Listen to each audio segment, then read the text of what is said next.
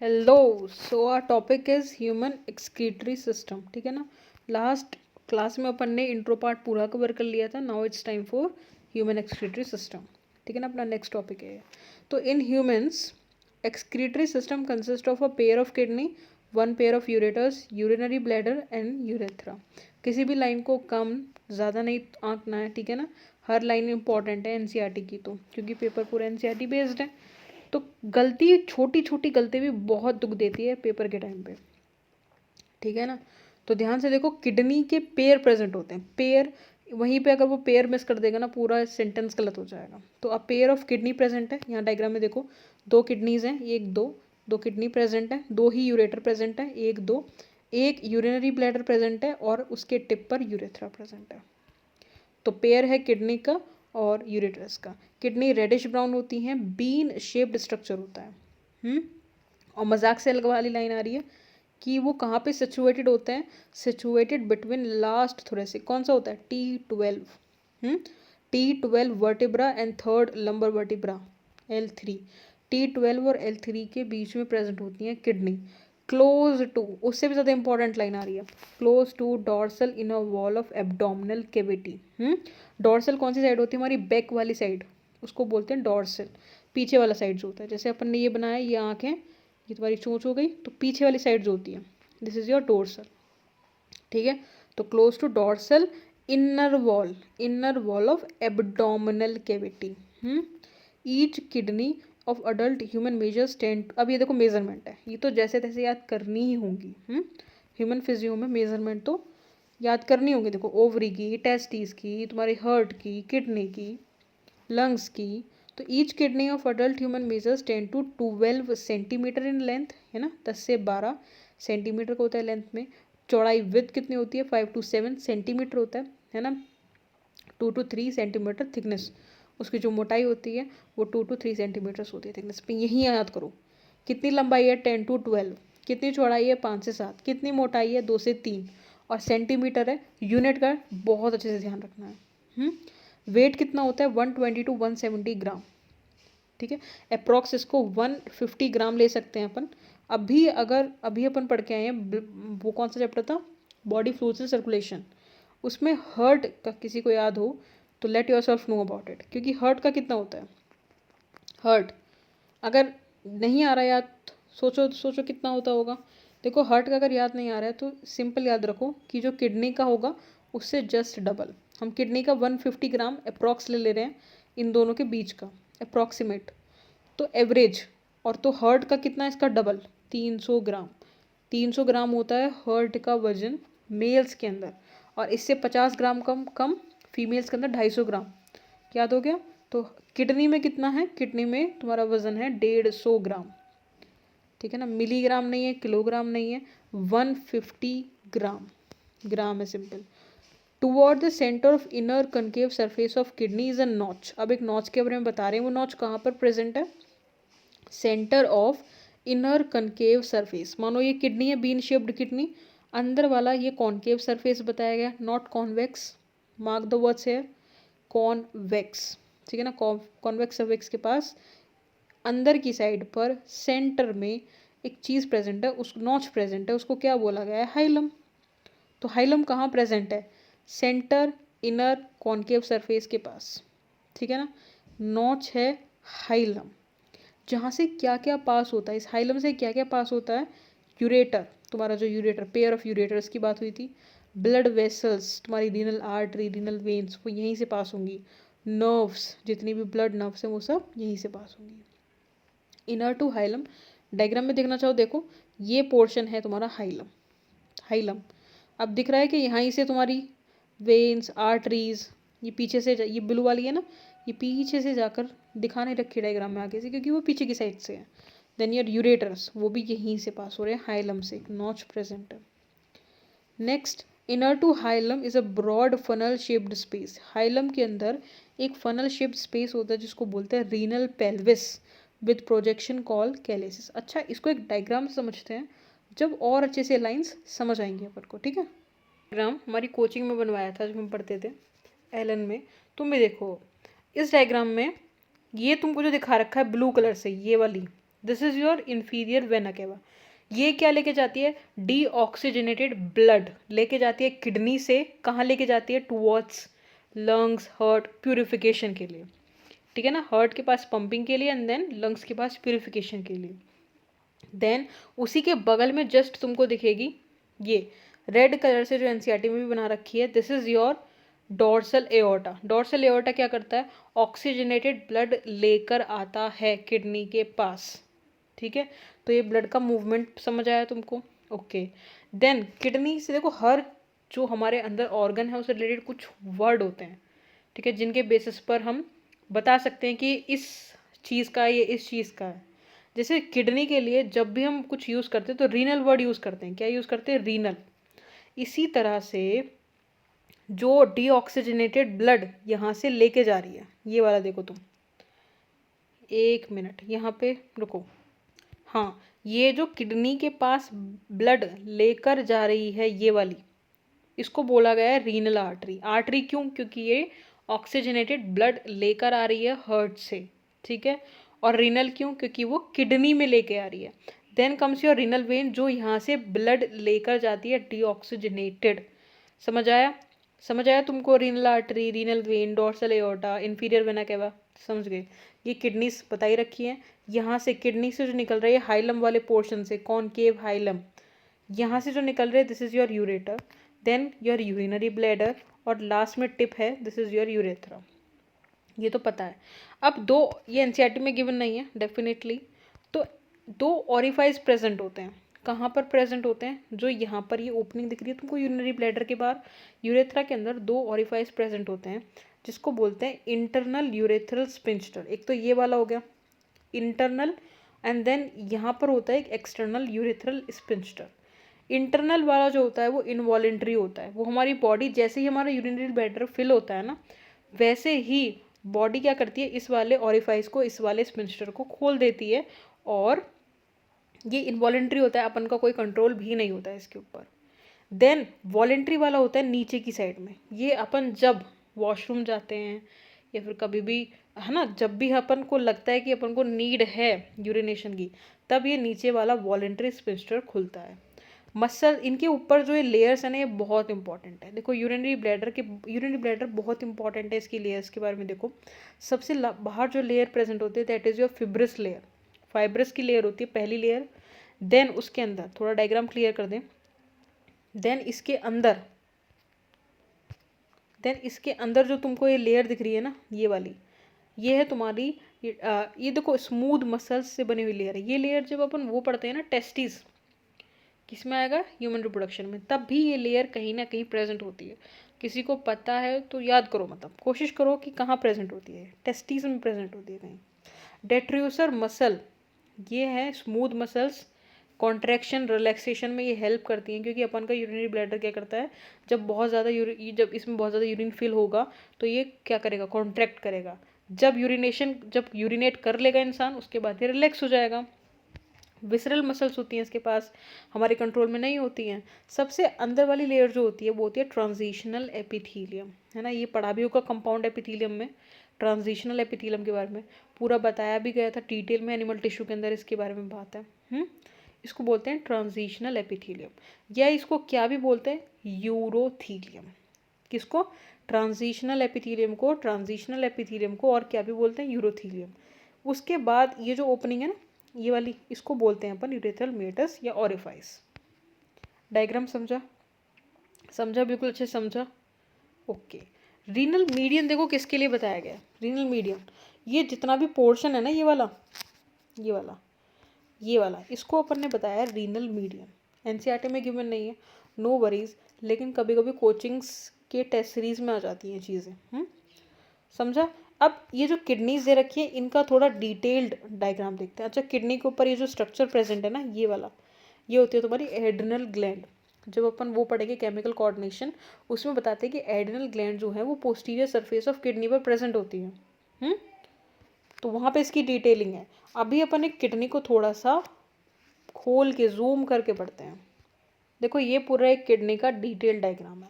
ये जो बाहर की साइड लेयर दिख रही है बाहर की, this is your renal capsule, दिख नहीं रहा, देखो यहाँ पर, this is your renal capsule, कौन है ये? रीनल कैप्सूल है, कोलेजन फाइबर से ये बना है मिलकर, रीनल कैप्सूल। उसके बाद अंदर वाली साइड जो है यहाँ पर प्रेजेंट है तुम्हारा रीनल कॉर्टेक्स। उसके अंदर जो रीजन होता है, देखो बाहर वाले रीजन को बोलते हैं कॉर्टेक्स, अंदर वाले रीजन को बोलते हैं मेड्यूला। किडनी के दो पोर्शंस होते हैं, बाहर वाले रीजन को बोलते हैं कॉर्टेक्स, अंदर वाले रीजन को बोलते हैं medulla.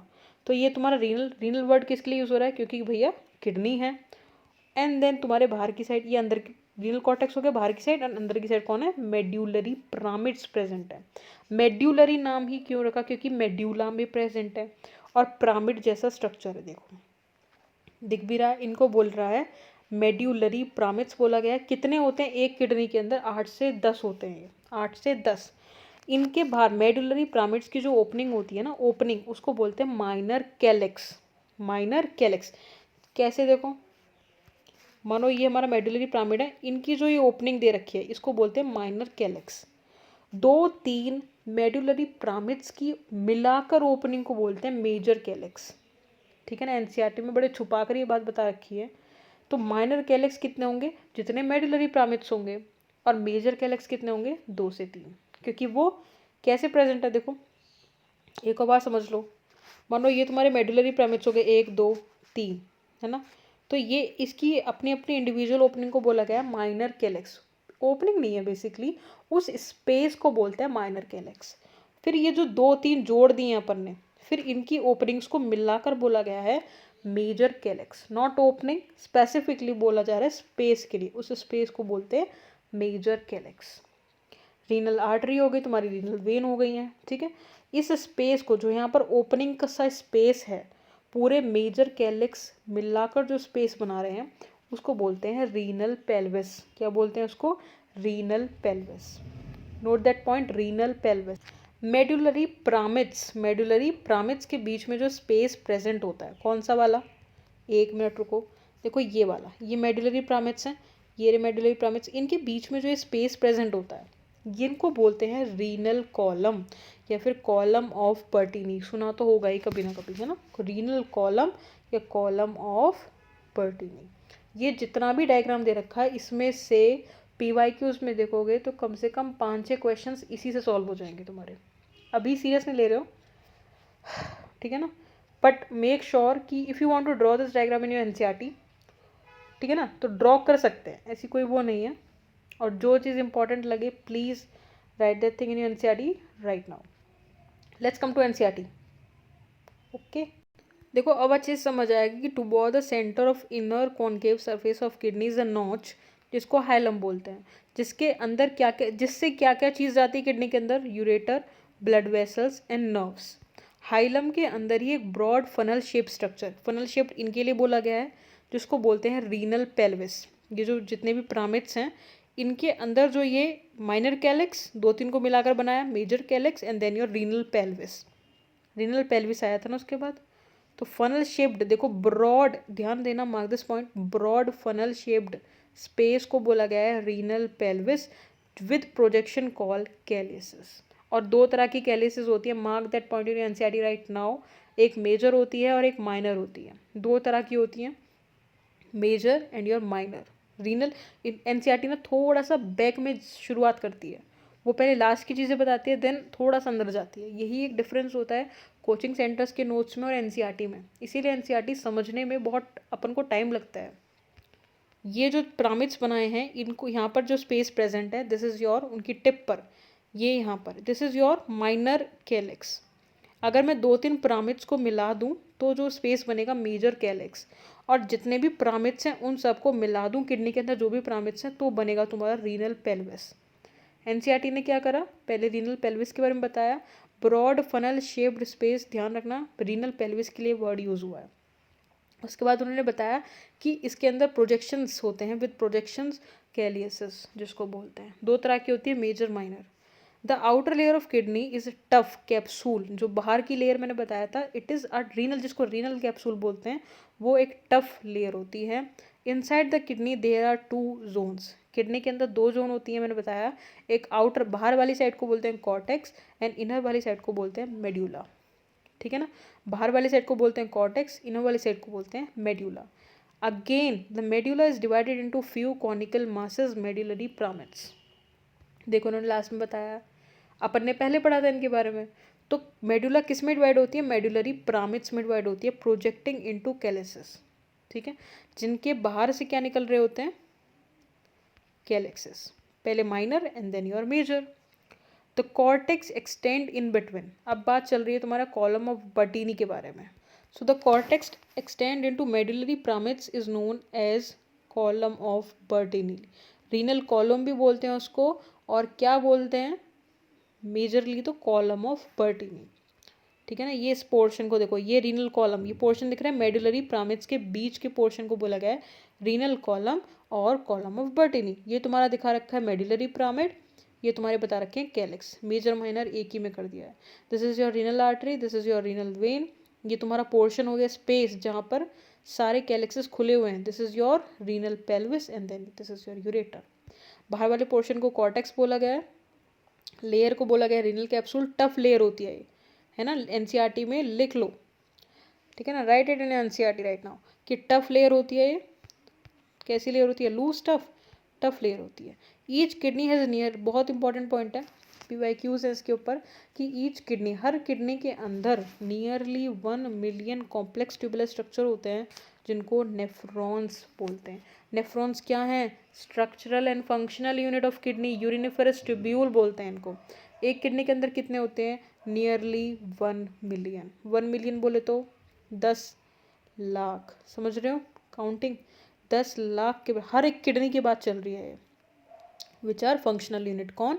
Nephrons. Each nephron has 2 part. अब नेफ्रॉन के बारे में, यानी कि जो हमारी स्ट्रक्चरल फंक्शनल यूनिट है, उसके बारे में बता रखा है कि 2 पार्ट होते हैं। ग्लोमेरुलस, बाहर वाला साइड होता है ग्लोमेरुलस, जिसके अंदर होता है बोमन्स कैप्सूल, एंड देन उसके बाद PCT DCT loop of Henle को बता रखा है रीनल ट्यूब्यूल।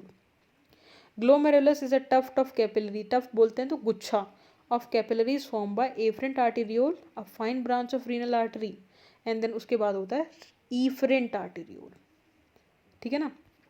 कैसे, एक बार ध्यान से समझते हैं, देखो यहीं पे समझो, देखो नहीं नेक्स्ट पेज पे चलते हैं, काम करते हैं। देखो यहाँ पे बताया गया है कि एक पहले ब्लड वेसल्स की लाइनिंग होती है, this is your afferent arteriole, A से याद रखना, आई बोले तो एफरेंट आर्टेरियोल। उसके बाद ये कैपिलरीज, टफ्ट ऑफ कैपिलरीज में टूट जाता है, जिसको ग्लोमेरुलस बोलते हैं। क्या बोलते हैं? ग्लोमेरुलस। उसके बाद ये कन्वर्ट हो जाता है ईफरेंट आर्टेरियोल में। ध्यान रखना कि ईफरेंट आर्टेरियोल का डायमीटर थोड़ा सा कम होता है। देन उसके बाद यहाँ पर तुम्हारा प्रेजेंट होता है, लेट चेंज द कलर, अच्छा कलर थोड़ा उल्टा करते हैं ना, ब्लड वेसल्स को अपन रेड से बनाते हैं। तो यहाँ पे सबसे पहले तुम्हारा एफरेंट आर्टेरियोल, फिर यहाँ पे टफ्ट ऑफ कैपिलरी जिसको ग्लोमेरुलस बोलते हैं, एंड देन ईफरेंट आर्टेरियोल जिसका डायमीटर थोड़ा कम होता है। फिर आगे जाके ये और ब्लड वेसल्स में टूटेगी, वो अपन देखेंगे अभी। उसके बाद तुम्हारा जो नेफ्रॉन होता है, this is what, this is your Bowman's capsule, एक कप शेप्ड स्ट्रक्चर होता है, इसी के अंदर प्रेजेंट होती है टफ्ट ऑफ कैपिलरी जिसको ग्लोमेरुलस बोलते हैं। इसके बाद तुम्हारा ये रीनल ट्यूब्यूल इसी के लिए बताया गया था। फिर PCT में टूटेगा ये, उसके बाद तुम्हारा लूप ऑफ हेनले आएगा, this is your loop of Henle, then DCT and then your collecting duct, ठीक है। ये तुम्हारा ग्लोमेरुलस था, देखो ये तुम्हारा ग्लोमेरुलस के लिए बताया तो दिख भी नहीं रहा colour, this is your Bowman's capsule, और इन दोनों को मिलाकर बोलते हैं रीनल कैप्सूल। कलर चेंज कर लें, कौन सा करें? देखो ये बोमन्स कैप्सूल है, दिस इज योर ग्लोमेरुलस, और इन दोनों को मिलाकर बताया था रीनल कैप्सूल या मालफिजियन कैप्सूल। कंफ्यूज मत होना मालफिजियन ट्यूब्यूल और कैप्सूल में, मालफिजियन ट्यूब्यूल अलग चीज़ है, वो कॉकरोच वाली है, ये मालफिजियन कैप्सूल बोलते हैं। मालफिजियन कैप्सूल किसको बोलते हैं मिलाकर? ग्लोमेरुलस टफ्ट ऑफ कैपिलरीज को, ये ग्लोमेरुलस तुम्हारा, और this is your Bowman's capsule cup shaped structure, इनको मिलाकर बोलते हैं मालफिजियन कैप्सूल, ठीक है ना। दोबारा से देखो कि each nephron has 2 part, the glomerulus, the renal tubule. Renal tubule में तुम्हारा कौन कौन आ गया? तुम्हारा Bowman's capsule, PCT DCT loop of Henle, ये सब, ठीक है ना। Glomerulus is a tuft of capillaries form by afferent arteriole. Efferent arteriole क्या है? जो तुम्हारा रीनल आर्टरी से आई हुई एक ब्रांच है, a fine branch of renal artery. Blood from glomerulus is carried away by an efferent arteriole. Efferent arteriole से आती है, टफ्ट ऑफ कैपिलरीज में टूटती है, एक मिनट, एफरेंट आर्टेरियोल से आई, टफ्ट ऑफ कैपिलरीज में टूटी और ईफरेंट से चली गई। ईफरेंट पतली होती है थोड़ी सी एफरेंट के कंपैरिजन में। The renal tubule begin with a double walled cup like structure called Bowman's capsule. Mark the word double, ठीक है ना, बोमेंस कैप्सूल की डबल डबल वॉल्ड होता है बोमेंस कैप्सूल। तो रीनल ट्यूब्यूल कहाँ से बिगिन होता है, रीनल ट्यूब्यूल में कौन कौन है, दोबारा देखो, बोमेंस कैप्सूल है तुम्हारा, पीसीटी है तुम्हारा, डीसीटी है तुम्हारा, collecting duct, loop of Henle, ये सब तुम्हारे रीनल ट्यूब्यूल है। स्टार्ट किससे होता है, एनसीईआरटी बोल रही है बोमेंस कैप्सूल से। Double walled cup like which encloses the glomerulus, उसके अंदर होता है glomerulus. Glomerulus along with Bowman's capsule important is called Malpighian body और रीनल कॉर्प्यूसल्स, ठीक है ना।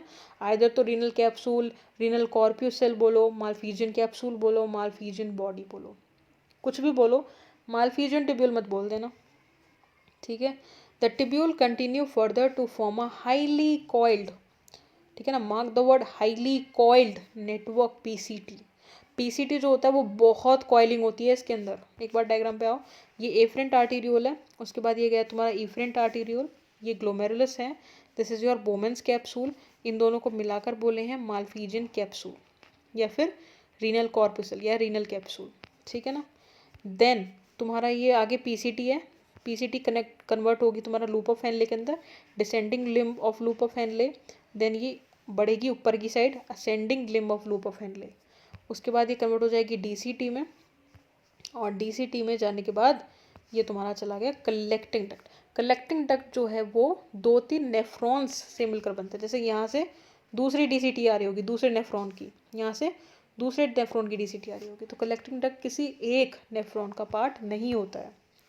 वासा रेक्टा किसके लिए बोला गया, ब्लड वेसल्स के लिए, ब्लड वेसल्स अराउंड तुम्हारा हेनलेज लूप, हेनलेज लूप को अगल बगल जो होती है ना, इनको बोलते हैं वासा रेक्टा।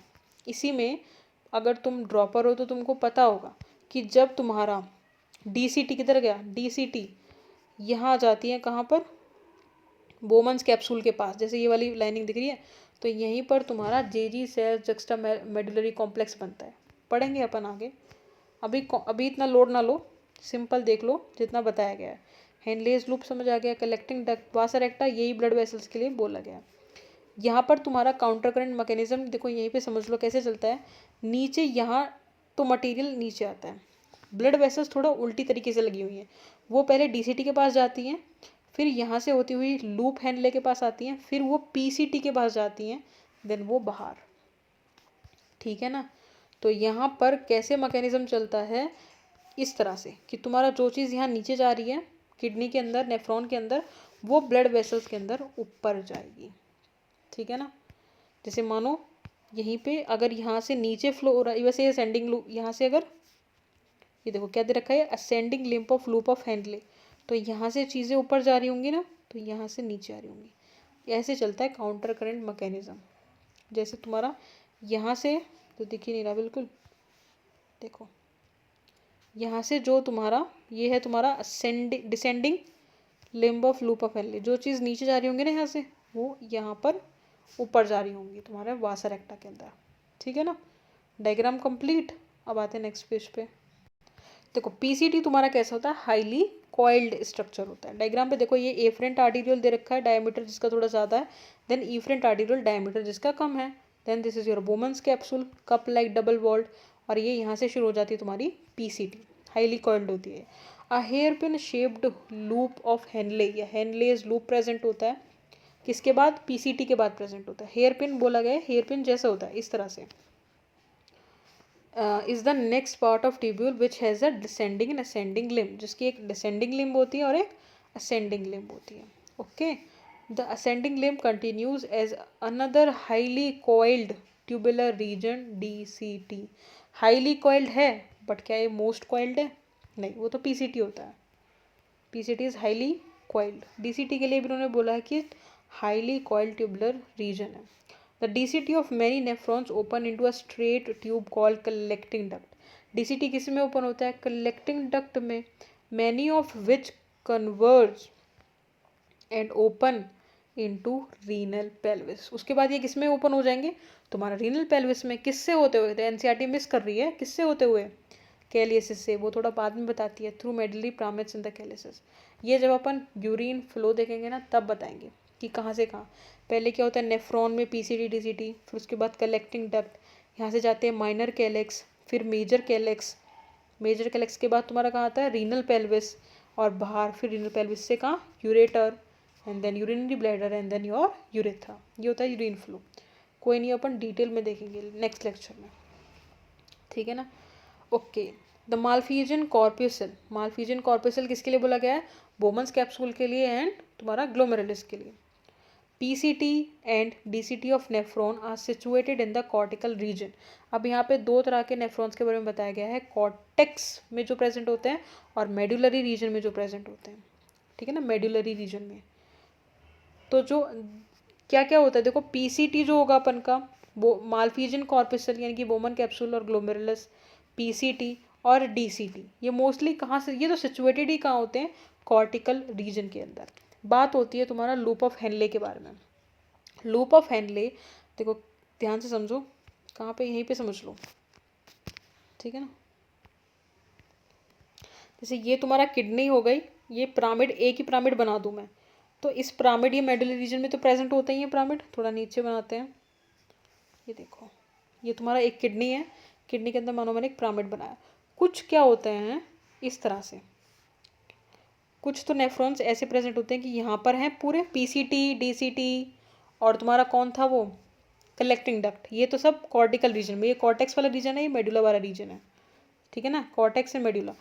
ये यहाँ पे हो गया तुम्हारा Bowman's capsule, glomerulus, then your PCT, और ये लूप ऑफ हेनले थोड़ा सा इसमें जाकर, एंड देन ये कलेक्टिंग डक्ट में हो जाएगा। एक तो ऐसे तरह के नेफ्रॉन्स होते हैं, एक कैसे होते हैं कि उनका PCT DCT सब बाहर है, उनका लूप ऑफ हेनले बहुत ज़्यादा बड़ा है, and then your collecting duct, एक इस तरह के होते हैं। इन वालों को जो बोलते हैं देखो, इन वालों को, ये तुम्हारे होते हैं कॉर्टिकल नेफ्रॉन्स, और ये वाले होते हैं तुम्हारे, ये तो हो गया कॉर्टिकल नेफ्रॉन्स, और ये वाले होते हैं तुम्हारे जक्स्टा मेडुलरी नेफ्रॉन्स। याद करना आसान है, जो कॉर्टेक्स में ज़्यादा हो वो कॉर्टिकल नेफ्रॉन्स, जो मेडुला में ज़्यादा धसे हुए हो जक्स्टा मेडुलरी नेफ्रॉन्स। मोस्टली कौन प्रेजेंट होते हैं, 85% होते हैं तुम्हारे कॉर्टिकल नेफ्रॉन्स, 15% सिर्फ हमारे जक्स्टा मेडुलरी नेफ्रॉन्स होते हैं। देखो यहाँ पे लूप ऑफ हेनले तुमको शॉर्ट दिख रही है, यहाँ पे लूप ऑफ हेनले बड़ी दिख रही है। ध्यान से कोशिश करो देखने की, लूप ऑफ हेनले शॉर्ट है, लूप ऑफ हेनले बड़ी है। देखो इतना वन शॉट में छोटा छोटा, अपन इतना डीप में भी नहीं जा रहे हैं और कोशिश कर रहे हैं कि सब चीज़ों को टच कर लें, ठीक है ना। तो इतना डीप एक्सप्लेनेशन तो यहाँ पे नहीं हो पाएगा। एक्सप्लेनेशन मतलब पूरी है, बट अगेन एंड अगेन नहीं हो पाएगा ना, वो रिपीटेड वर्जन। ये लूप ऑफ हेनले देखो छोटी है, इसमें लूप ऑफ हेनले बड़ी है। यहाँ पे क्या होगा, वासा रेक्टा जो होगी ना, वासा रेक्टा लूप ऑफ हेनले के अराउंड ही तो होती है, वो लेस डेवलप्ड होगी। कैसी डेवलप्ड होगी, लेस, क्योंकि लूप ऑफ हेनले ही छोटा है ना। और मोस्टली कहाँ प्रेजेंट है loop of Henle, cortex region में। यहाँ पे लूप ऑफ हेनले कितना बड़ा है ना, लॉन्ग है, मोस्टली मेडुला में प्रेजेंट है। तो यहाँ पर जो वासा रेक्टा होगी वो किसके अंदर, जक्स्टा मेडुलरी नेफ्रॉन्स के अंदर वासा रेक्टा वेल डेवलप्ड होती है। काउंटर करंट मैकेनिज्म तभी चलता है जब तुम्हारा वासा रेक्टा हो अच्छे से, लूप ऑफ हेनले हो, क्योंकि वहीं पे तो तुम्हें काउंटर करंट दिखेगा। तो यहाँ पर जक्स्टा मेडुलरी नेफ्रॉन्स के अंदर तुम्हारा काउंटर करंट मैकेनिज्म होता है, और यहाँ पे एब्सेंट होता है। क्यों होता है एब्सेंट, क्योंकि भैया वासा रेक्टा वेल डेवलप्ड नहीं है। ओके, इनका जो रोल होता है जक्स्टा मेडुलरी वालों का, इनका एक्सक्रीशन में तो रोल होता ही होता है ना, एक्सक्रीशन में तो रोल होता ही होता है, लेकिन इनका ऑस्मो रेगुलेशन में भी रोल होता है। तुम इसे काउंटर करंट मैकेनिज्म से समझ सकते हो, क्योंकि इनका काउंटर करंट मैकेनिज्म ये शो करते हैं, इसीलिए ऑस्मो रेगुलेशन भी ये करते हैं। ऑस्मो रेगुलेशन और एक्सक्रीशन दोनों। एक्सक्रीशन तो देखो ये वाला भी करते हैं, कौन से वाले, ये वाले, लेकिन ये ऑस्मो रेगुलेशन शो नहीं करते हैं। क्यों, क्योंकि काउंटर करंट मैकेनिज्म ही एब्सेंट है, ठीक है ना। तो कॉर्टेक्स में देखो, वैसे PCT दोनों में देखो कॉर्टेक्स रीजन में है। देखो तुम्हारा मालफिजियन कैप्सूल तुम्हारा कहाँ है, कॉर्टेक्स रीजन में, PCT कॉर्टेक्स रीजन में, DCT कॉर्टेक्स रीजन में, कलेक्टिंग ट्यूब कॉर्टेक्स रीजन में। डिफरेंस कौन क्रिएट कर रहा है, सिर्फ लूप ऑफ हेनले, ठीक है ना। चलो NCERT पे आओ, क्या बोल रही है NCERT, एक बार यहीं से देख ले रहे हैं दोबारा से, ठीक है ना। The Malpighian corpuscle, PCT, DCT of nephron are situated in cortical region of the kidney, whereas the loop of Henle dips into the medulla. अब कितना ज़्यादा है उस पर डिपेंड करता है कि तुम्हारा कौन सा टाइप का नेफ्रॉन है। In majority of nephrons the loop of Henle is too short. देखो 85% वाली बात चल रही है, टू शॉर्ट यानी कि बहुत छोटा होता है। Extend only very little into the medulla, medulla में बहुत कम धसा हुआ होता है। ऐसे ही नेफ्रॉन्स को कॉर्टिकल नेफ्रॉन्स बोलते हैं। कितने होते हैं? 85%। मेजोरिटी में यही प्रेजेंट होते हैं। Right it in your NCERT right now, अभी लिखो, अभी बिल्कुल। अगर कॉर्टिकल नेफ्रॉन्स के बारे में नहीं लिखा है कि 85%, मेजोरिटी में यही प्रेजेंट होते हैं। कुछ में in some of the nephrons the loop of Henle is very long, बहुत लंबी होती है वो, and runs deep into the medulla, medulla में बिल्कुल अंदर तक धसी हुई होती है। ऐसे नेफ्रॉन्स को अपन जक्स्टा मेडुलरी नेफ्रॉन्स बोलते हैं। ठीक है ना। The efferent arteriole emerging from the glomerulus forms a fine capillary network around renal tubule called peritubular capillaries.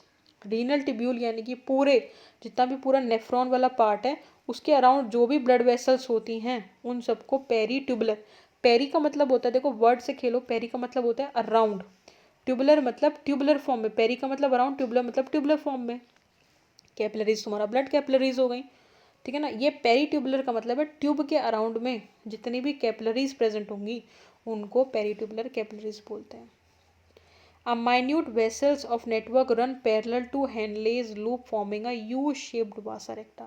लेकिन स्पेसिफिकली जो लूप ऑफ हेनले के अराउंड जो कैपिलरीज होती हैं उनको बोलते हैं अपन vasa recta. Vasa recta is absent और highly reduced in cortical nephrons. ये पॉइंट तो अपन डिस्कस कर ही चुके हैं। और इसमें अगर एनसीईआरटी में लिखना चाहो तो लिख सकते हो, क्योंकि इसमें वासा रेक्टा एब्सेंट होती है किसमें? कॉर्टिकल नेफ्रॉन्स के अंदर। तो इसमें तुम्हारा काउंटर करंट मैकेनिज्म जो अपन आगे पढ़ेंगे वो भी एब्सेंट होगा, है ना। और ये सिर्फ एक्सक्रीशन में मदद करेंगे, रेगुलेशन ऑस्मो रेगुलेशन में इनका कोई रोल नहीं होगा। ठीक है ना। तो ये हमारा ह्यूमन एक्सक्रीटरी सिस्टम और फिनिश।